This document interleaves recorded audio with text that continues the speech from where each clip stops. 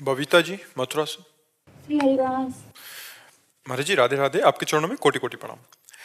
गुरुदेव भगवान, मन में नाम जप के साथ साथ विचारों की जो रील साइड में लगातार चलती है, अगर शरीर छोड़ते वक्त भी यदि ये दोनों साथ चलते रहे तो क्या भगवत प्राप्ति होगी? हाँ, क्योंकि नाम सत है और वो असत है। असत की सत्ता नहीं, सत हर समय विद्यमान है।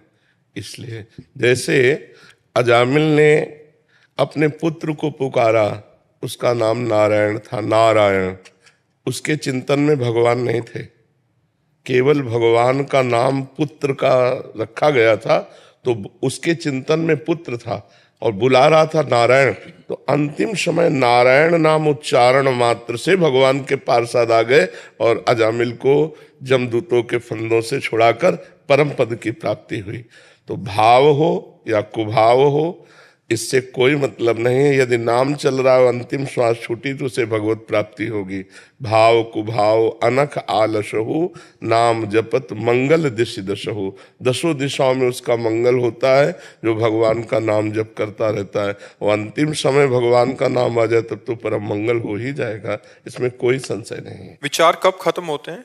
अब मन शांत होना चाहता है पर विचार रुकते नहीं। जब तक हमारे अंदर वासना रहेगी, चित्त में परत की परत वासनाएं जमा है। दुर्वासना मम सदा परिकर्षयन्ति। जब चित्त निर्विकार हो जाएगा तब स्फुरणा बंद हो जाएगी। जब तक चित्त में विकार है, मलिनता है, तब तक स्फुरणाएं बनी रहेंगी। चित्त और मन एक ही बात है। जब निर्मल हो जाएगा तो भगवान का साक्षात्कार हो जाएगा। निर्मल जन मन सो मोहि पावा, मोहि कपट छल छिद्र न भावा। बहुत जन्मों में हमारे पाप हुए हैं, गंदे आचरण हुए हैं, अच्छे आचरण हुए हैं, उन सब का लेखा जोखा हमारे चित्त में है। जब तक वो पूरा डिलीट नहीं होगा तब तक भगवदानंद की अनुभूति नहीं होगी। इसलिए खूब नाम जप करते रहो। प्रत्येक नाम आपकी वासनाओं को नष्ट कर रहा है धीरे धीरे धीरे धीरे। देखो, जब इच्छाएं थी तो जलन होती थी, अशांति होती थी। अब जब कोई इच्छा नहीं तो परम शांति। मतलब आप अनुभव नहीं कर सकते कि कितना सुख है। उसको कैसे वाणी से बताया कि कितना सुख है।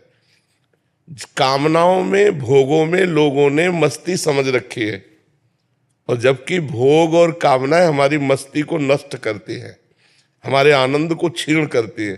कोई भी भोग भोगने के बाद एक अंदर अतृप्ति, एक अंदर अशांति होती है।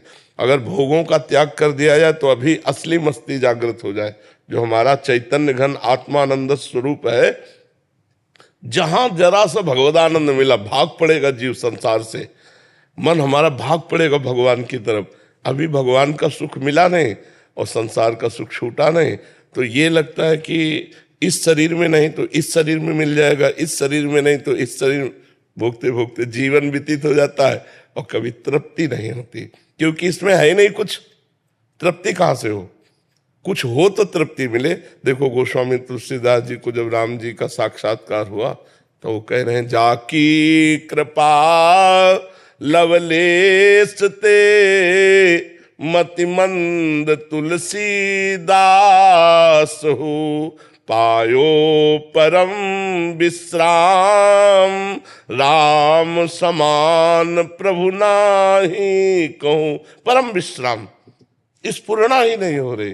जैसे ऊसर भूमि में बीज बो दो तो जगेगा ही नहीं, ऐसे ही जिस हृदय में परमानंद का अनुभव होता है, विश्व के सारे भोग एकत्रित कर दो, भोगने की इच्छा ही नहीं रहेगी। क्योंकि जब अंदर आनंद मिलता है तब ये बाहर थोथा आनंद नहीं। यहाँ कौन सा आनंद है?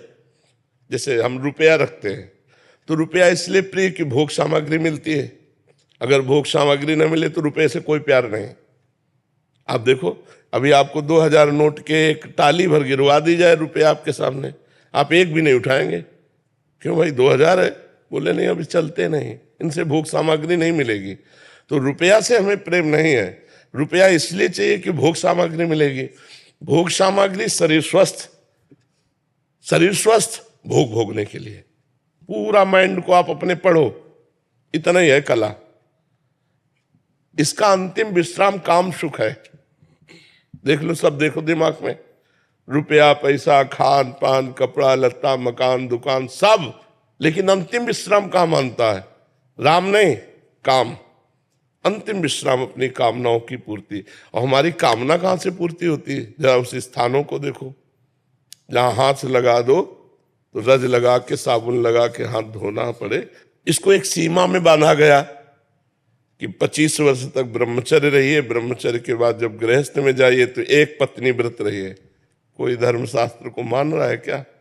Boyfriend girlfriend, breakup, boyfriend girlfriend, व्यभिचार, व्यसन, हिंसा, यही सब बढ़ता चला जा रहा है। आप देखो ना, अगर हमने आपसे प्यार किया तो आपको सुख देना चाहिए। प्यार करने के बाद डिवोर्स हो रहा है, प्यार करने के बाद उसको जलाया जा रहा है। प्यार के नाटक में वासनाओं का खेल खेलते हैं, व्यसन करते हैं, हिंसा करते हैं। प्यार ये चीज होती, प्यार होती है कि हम जिसको प्यार करते हैं उनको मन वचन कर्म से सुख देंगे, कभी दुख नहीं देंगे।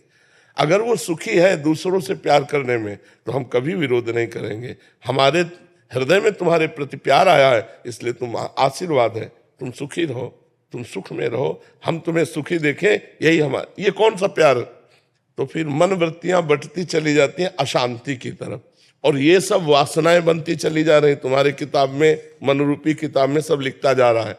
अब इसे डिलीट करो, बिना डिलीट किए भगवदानंद नहीं आएगा। और डिलीट करने का एक उपाय है नाम जप। तो जब हम नाम जप करते हैं तो देखो साइड में चलने लगता है चिंतन, भूत का या भविष्य का या फालतू का, जो जो भरा है।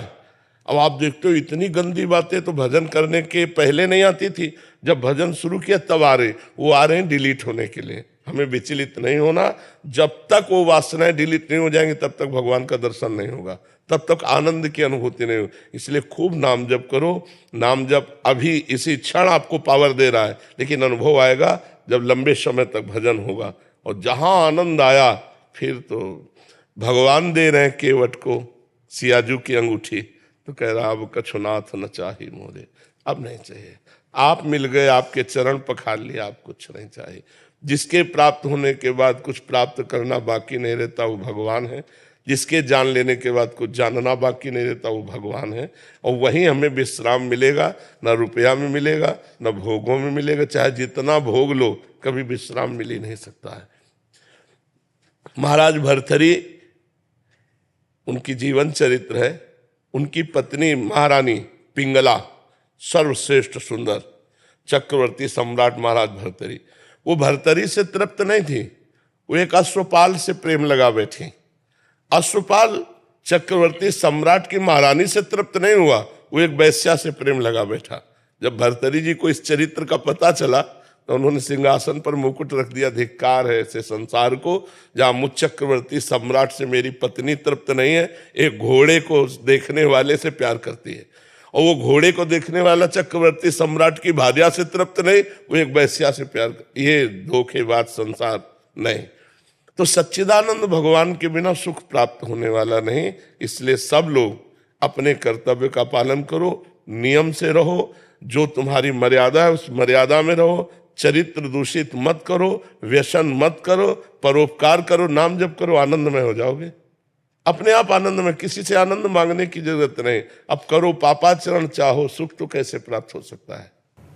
गुरुदेव भगवान, जैसे हम 42 लीलाएं हित 84 जी या प्रेम की पीठ पढ़ते हैं तो कभी थोड़ा बहुत भाव आता है आपकी कृपा से, पर हमें कर्तव्य पालन की चिंता होती है तो उसमें बीच में उठ के फिर घर के काम करने वो भाव फिर बिगड़ता है। तो गुरुदेव उसको कैसे करें हम? नहीं, नाम उस समय जब हमें सेवा करनी है तो नाम जप करते हुए सेवा करनी है। देखो, गृहस्थ और विरक्त के अलग अलग धर्म है। विरक्त का धर्म है हर समय भजन और पाठ सेवा पूजा में लगा रहना। गृहस्थ का धर्म है हर समय कार्य में लगा रहना। नाम का आश्रय ले ले, राधा राधा राधा, रसोई बना रहे राधा राधा, पोछा लगा रहे राधा राधा, जो कार्य कर रहे नाम जप करते हुए करें। क्योंकि गृहस्थ आश्रम में बहुत से कार्य, मान लो आपका पति ड्यूटी जाना चाहता है और आप उस समय पूजा विस्तार कर रहे हैं, अब उसको चाहिए कि समय से टिफिन मिल जाए, ऑफिस पहुंचे जाकर, तो आप पूजा बंद कर दो, पहले पति की पूजा करो, पहले टिफिन तैयार करो, उसको पवाओ, उसको तैयार करके भेज दो, बच्चों को स्कूल भेज दो। जब कोई कार्य नहीं बचा तब ठाकुर जी की पूजा कर लो। गृहस्थी में पहले अपने कार्यों को देखे, वो भी पूजा है। पति में भगवान, पुत्र में भगवान, उनको समय अगर नहीं करोगी तो फिर कलह हो जाएगी। कलह भक्ति नहीं होती। भक्ति में जहां कलह हो वहां भक्ति नहीं है। कलह में कलयुग होता है, बुद्धि भ्रष्ट हो जाती है। अब आप पूजा में बैठी, वो जल रहा है पति कि यार अगर समय से चाय बना देती, 4 परेठा बना देते तो हम अपने काम में जाते। नहीं, वो तुम्हारी पूजा सफल नहीं होगी। तुम प्रातः उठो, भगवान का स्मरण करते हुए पहले तैयारी करो। सबकी तैयारी हो गई, कोई काम नहीं, अब पर्दा खोला, ठाकुर जी की सेवा पूजा की।